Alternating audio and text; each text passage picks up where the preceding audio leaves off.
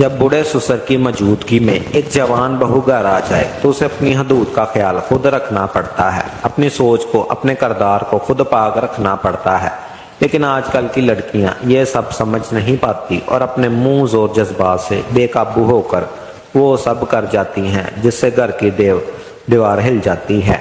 आज की ये वीडियो ऐसी ही है जिसमें मेरी जवान देवरानी ने वो सब कुछ किया जो कहते हुए मुझे शर्म आती है। रात के अंधेरे में अपनी जवानी का इस्तेमाल करते हुए उसने अपने बूढ़े ससुर के साथ इंतहाई शर्मनाक काम किया। दोस्तों, इस कहानी को आखिर तक जरूर सुनिएगा। मेरे देवर की शादी हुई तो मैंने अपने शौहर से साफ कह दिया कि अब अपने छोटे भाई और भाभी से कहो कि वो वालिद की जिम्मेदारी खुद उठाएं। आखिर कब तक मैं ही ये जिम्मेदारी उठाती रहूंगी? मुझे अब सुकून की जिंदगी गुजारनी है। मैं बड़ी भाभी थी, मैंने पिछले कई सालों से अपने ससुर की खिदमत की और अब मैं चाहती थी कि ये जिम्मेदारी मेरी देवरानी के हिस्से में आए। मेरे शौहर ने पहले तो मुझे इस बात पर बहुत गुस्सा किया, लेकिन फिर उसे भी लगा कि अब मुझे वाकई आराम की ज़रूरत है।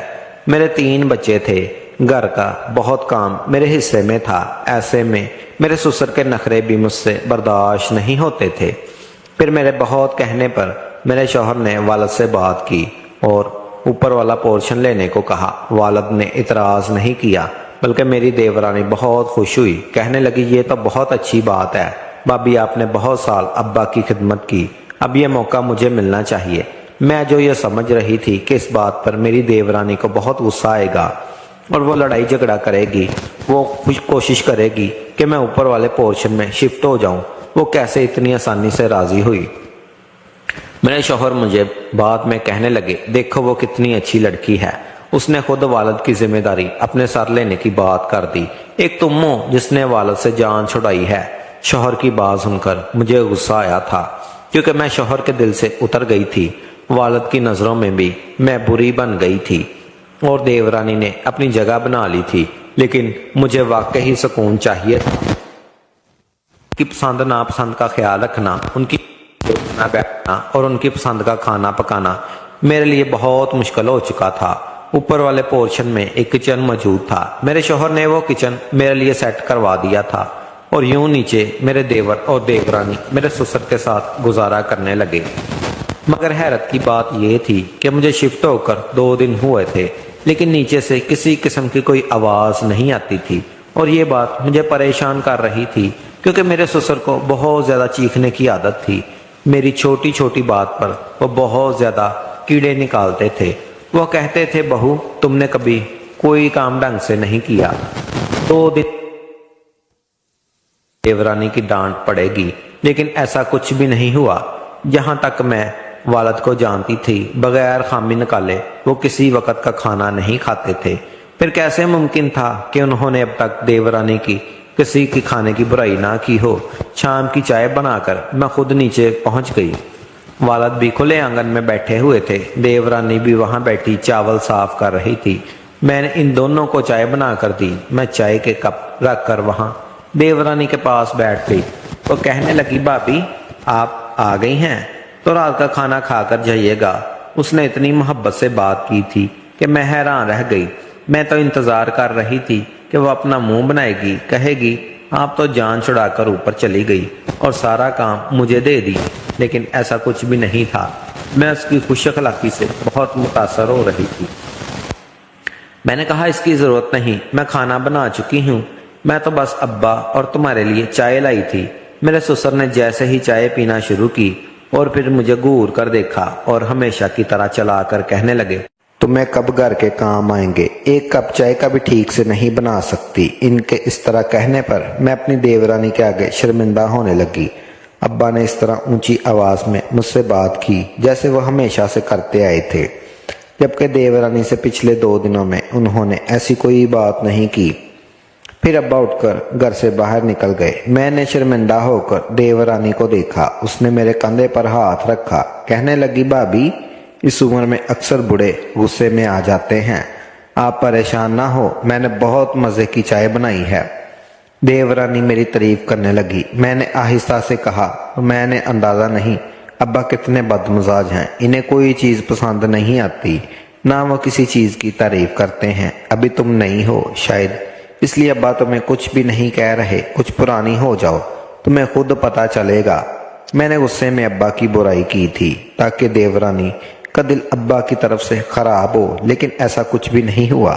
وہ مسکرا کر کہنے لگی، میرے ابا بھی اسی عمر کے ہیں، اس لیے مجھے ان کی عادت بری نہیں لگتی۔ یہ کہنے کے بعد وہ پھر اپنے کام میں مصروف ہو گئی۔ میں اپنے گھر واپس آئی۔ مجھے سمجھ نہیں آ رہا تھا کہ دیورانی نے ابا پر ایسا کون سا جادو کیا تھا کہ انہیں دیورانی میں کوئی بات بری لگتی ہی نہیں تھی، جبکہ میں تو اتنے سالوں میں ابا کے لیے بہت محنت کی تھی، ان کی بہت خدمت کی، لیکن پھر بھی آج تک ان کے دل میں جگہ نہ بنا سکی۔ پھر 2 دن اور گزرے، نیچے سے پھر کوئی آواز نہیں آئی۔ میں نے اپنے شوہر کا ہاتھ پکڑ لیا۔ میں نے کہا، سچ بتاؤ تمہارے ابا کی مجھ سے کوئی ذاتی دشمنی تھی؟ شوہر کہنے لگے، ایسی کوئی بات نہیں، ابا تمہیں اپنی پسند سے رخصت کروا کر لائے تھے۔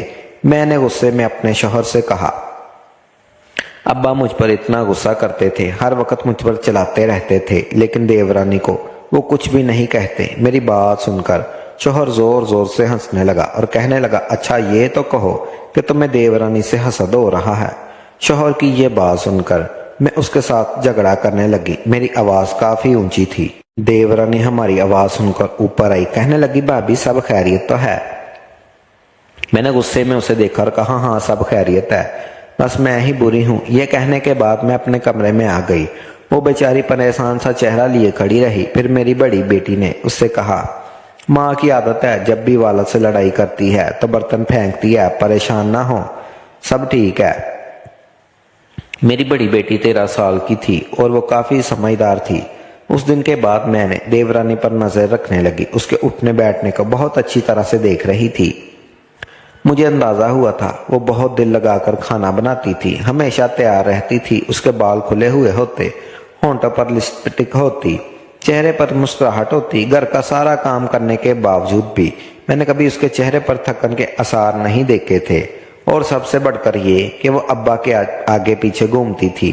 ابا پانی پلا دوں، ابا چائے بنا دوں، ابا آپ کیا کھانا پسند کریں گے؟ اس طرح کے جملے اکثر میرے کانوں میں پڑتے اور میں حیرت سے اسے دیکھتی رہتی۔ میں نے کبھی اپنے سسر کے ساتھ ایسا دوستانہ رویہ نہیں رکھا تھا، لیکن اسے دیکھ کر مجھے خیال آتا کہ شاید مجھے بھی یہی سب کرنا چاہیے تھا۔ لیکن پھر میں نے ایک عجیب سی بات محسوس کی، میری دیورانی اپنے شوہر سے زیادہ اپنے سسر کو ترجیح دیتی تھی۔ میں نے دیکھا تھا کہ دیور کے گھر آنے کے باوجود وہ اکثر ابا کے کمرے میں موجود رہتی، ابا کے آگے پیچھے گھومتی رہتی، ابا کا خیال رکھتی۔ 1-2 بار میں نے دیور کو اس بات پر ناراض ہوتے دیکھا، لیکن پھر بھی میری دیورانی نے ابا کے آگے پیچھے گھومنا ختم نہیں کیا۔ اس کی یہ باتیں سن کر مجھے ایسا لگتا جیسے وہ کسی اور دنیا سے آئی ہو، ورنہ آج کل کی لڑکیاں کہاں ساس سسر کے بارے میں اتنا سوچتی ہیں۔ جہاں ابا کا گھر میں داخل ہوتے ہی وہاں سے ان کی خدمت کرنا شروع کر دیتی۔ سب لوگ دیورانی کے گن گا رہے تھے، مجھے تو کوئی اور جادوگرنی لگتی تھی جس نے سب کو اپنے قابو میں کر لیا تھا۔ پھر دھیرے دھیرے مجھے سب کچھ بہت عجیب لگنے لگا، اور دیورانی کا حلیہ، اس کا اٹھنا بیٹھنا ایسا لگتا تھا جیسے نظر آتا ہے ویسا نہیں، بلکہ وہ اپنے شوہر سے کہیں زیادہ ابا کے قریب ہو چکی تھی۔ ابا بھی ہر وقت اسی کے گیت گاتے تھے، جہاں وہ دکان سے واپس آتے وہاں دیورانی کو آواز لگاتے اور وہ دوڑ کر چلی جاتی۔ میرے سسر کے کپڑے کافی ساری دکانیں تھی۔ جب تک میرے دیور کی شادی نہیں ہوئی تھی تو تقریباً سارا کاروبار میرے شوہر کو سنبھال رہے تھے، لیکن شادی کے بعد سے ابا نے دیور کی ذمہ داری بڑھا دی۔ شہر کی ساری دکانیں میرے دیور کے حوالے کر دی، اس لیے وہ اکثر صبح سویرے دوسرے شہر کے لیے نکل جاتا اور رات کو لیٹ واپس آتا، لیکن ابا شام کو جلدی واپس آتے اور یہاں ابا گھر میں داخل ہوتے۔ وہاں میرے دیور خوب تیار ہو کر ان کے چائے کا کپ لے کر ان کے کمرے میں پہنچ جاتی، اور پھر کئی گھنٹے تک کمرے کا دروازہ بند رہتا، اور یہی بات مجھے پریشان کرتی کہ اسے ابا کے کمرے کا دروازہ بند کرنے کی کیا ضرورت تھی۔ ابا کو چائے پینے کی بڑی عادت تھی، مجھے دیورانی کا چائے لے کر جانا، اتنا تیار ہونا عجیب لگ رہا تھا۔ کمرے کا دروازہ بند ہوتا، یہ مجھے اور زیادہ پریشان کر دیتا تھا۔ دھیرے دھیرے دن گزر رہے تھے، اس کی شادی کے تقریباً 2 مہینے ہو چکے تھے۔ جب یہی بات میں نے اپنے شوہر سے کہی تب وہ غصے میں آنے لگے، کہنے لگے، اس بیچاری کی خدمت پر تم شک کرتی ہو، وہ اتنی اچھی تو ہے، تم کیوں اس کے بارے میں ایسا سوچتی ہو؟ اب تو میرے دل میں دیورانی کے لیے حسد اور بڑھ گیا تھا۔ میں اپنی دیورانی پر اور بھی نظر رکھنے لگی۔ پھر میرے دیور نے بتایا کہ وہ کام کے سلسلے میں ایک ہفتے کے لیے دوسرے شہر جا رہا تھا۔ یہ سن کر مجھے لگا شاید وہ اپنی بیوی کو مائکے چھوڑ کر چلا جائے گا۔ میں نے دل میں سکون محسوس کیا کہ چلو اچھا ہے، کم سے کم کچھ دن کے لیے دیورانی سے جان چھوٹے گی، ورنہ اس گھر میں ہر کوئی اس کے گیت گا رہا تھا۔ یہ سن کر میں حیران ہوئی کہ دیورانی نے اپنے مائکے جانے سے انکار کر دیا تھا۔ میں اور میرا شوہر ابا کے پاس بیٹھے تھے جب دیور نے میری دیورانی سے کہا تھا کہ میں ایک ہفتے کے لیے جا رہا ہوں تو میں تمہاری ماں کی طرف چھوڑ دیتا ہوں، لیکن دیورانی نے کہا نہیں ابا اکیلے ہو جائیں گے، میں ابا کو چھوڑ کر نہیں جا سکتی، ویسے بھی میرا کہیں دل نہیں لگتا، یہ میرا گھر ہے اور میں یہاں خوش ہوں۔ اور اس کی بات سن کر دیور نے دوبارہ کچھ بھی نہیں کہا، وہ خاموش ہو گیا۔ لیکن یہ بات مجھے بالکل سمجھ نہیں آئی کہ کیسے اس نے اپنے مائکے جانے کے لیے ہاں نہیں کی۔ اگر وہ مجھے کہتا تو میں فوراً اپنا سامان اٹھا کر چلی جاتی، اور پھر اسی رات میرا دیور دوسرے شہر چلا گیا۔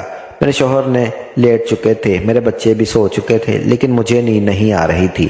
میں ایسے ہی کھلے آسمان کے نیچے سانس لینے کے لیے جا رہی تھی کہ جب میں نے اپنی دیورانی کو دیکھا جو پوری طرح تیار تھی۔ اس نے بہت تنگ لباس پہنا ہوا تھا اور آدھی رات کو غضب لگ رہی تھی۔ میں حیرت سے سوچنے لگی کہ دیور تو گھر پر نہیں، پھر یہ دیورانی کس کے لیے تیار ہوئی ہے؟ اور پھر میں نے وہ منظر دیکھا کہ میری آنکھوں کو یقین نہیں آیا، کیونکہ دیورانی سیدھی ابا کے کمرے میں گئی اور اندر جاتے ہی اس نے دروازہ بند کر لیا۔ ابا ہمیشہ سے کمرے کا دروازہ کھول کر سونے کے عادی تھے، لیکن دیورانی نے اندر جاتے ہی دروازہ بند کر دیا تھا۔ میں نے دبے پاؤں نیچے اتری اور ابا کے کمرے کی کھڑکی سائڈ پر جانے لگی۔ سائڈ دیورانی کو اندازہ نہیں تھا کہ اتنی رات کو میں چھپ کر اس پر نظر رکھ سکتی ہوں۔ وہ پوری طرح مطمئن تھی۔ میں کھڑکی پر نظر جما کر کھڑی تھی۔ میں نے سانس روک لیا تھا۔ میں دیکھ رہی تھی کہ اندر کیا ہوگا، اور پھر ایک دم منظر میرے قدموں کے نیچے سے زمین نکل گئی۔ میری دیورانی نے بڑی خاموشی اور چلاکی سے ابا کی الماری کھولی تھی، اس میں سے کافی سارے کاغذات نکالے تھے، اور پھر کاغذات چن کر ابا کا انگوٹھا ایک ایک کر کے ان پر لگوانا شروع کیا تھا۔ تھوڑی ہی دیر میں مجھے سب سمجھ آنے لگا تھا۔ میں تیزی سے اوپر بھاگی، اپنے شوہر کو جگا کر انہیں ساری بات بتائی اور انہیں اپنے ساتھ لے کر ابا کے کمرے میں چلی آئی۔ شوہر نے جب زور سے دروازہ بجایا تو دیورانی کو دروازہ کھولنا پڑا، اور ساتھ ہی ابا کی آنکھ بھی کھل چکی تھی۔ یوں دیورانی کا سچ ہم لوگوں کے سامنے آ چکا تھا۔ دیورانی نے بڑی چلاکی سے ابا کی ساری جائیداد اپنے نام لگوا لی تھی۔ اسے لگا تھا وہ خاموشی سے انگوٹھے لگائے گی اور کسی کو پتہ نہیں چلے گا۔ ابا کو یقین نہیں آ رہا تھا کہ دیورانی ایسا بھی کر سکتی ہے، لیکن وہ رندے ہاتھوں پکڑ گئی تھی، اور پھر دھیرے دھیرے اس کی سچائی بری طرح کھل چکی تھی، اور ابا کھانے میں نشے کی دوا دے رہی تھی، جس کی وجہ سے ابا کو گہری نیند آنے لگی تھی۔ اسے ابا سے نہیں بلکہ ابا کی جائیداد سے محبت تھی۔ سارا سچ سمجھ جانے کے بعد ابا نے فوراً میرے دیور کو بلایا اور پھر دیورانی کو گھر سے نکال دیا۔ دیور خود بھی اس کی سچائی جاننے کے بعد بہت شرمندہ تھا، لیکن خدا کا شکر تھا اس کا منصوبہ بے نقاب ہوا تھا۔ میں نے اپنے رویے کے لیے ابا سے معافی مانگی، کیونکہ اتنے عرصے میں مجھے بھی احساس ہو گیا تھا کہ میرا رویہ ابا کے ساتھ اچھا نہیں تھا۔ واپس نیچے والے پورشن میں شفٹ ہوئی۔ آج سے میرے ابا اور میرے دیور پوری طرح ایک دوسرے کا خیال رکھتے تھے۔ دوستو، اگر آپ کو ویڈیو اچھی لگی ہو تو اس ویڈیو کو لائک کر دیں اور میرے چینل کو سبسکرائب کر دیں، اور اپنا بہت سارا خیال رکھیے گا۔ ملتے ہیں اگلی ویڈیو کے ساتھ۔